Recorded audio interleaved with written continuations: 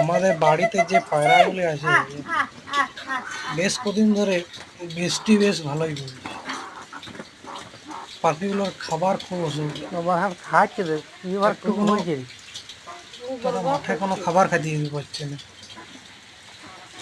গায়ের তাদের উপরে তো কেটে জল কেটে হচ্ছে তার জন্য ডাকিয়ে বলেই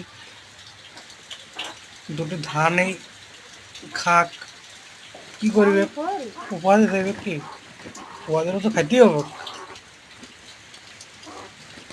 বটে। তাহলে দুটো ধান দিয়ে দেওয়া হোক। আর জলে কি এই খাবে দেখো কি সুন্দর খাচ্ছে, যা জল নামেইছে জল মা বন্ধ ধান হয়েছে দিচ্ছে। খাবে আর ডেলা দেখ হয়ে কিরকম গায়ের ডেলা উপরে হয়ে এসে গেছে গেছে পায়রাগুলো, সবগুলো। খুব আনন্দে খাচ্ছে, মনের আনন্দে। এই পরে খাওয়া হয়ে গেল, খাওয়া হয়ে যাবে চালের উপর উঠে যাবে সব, আবার হাড়াহাড়ি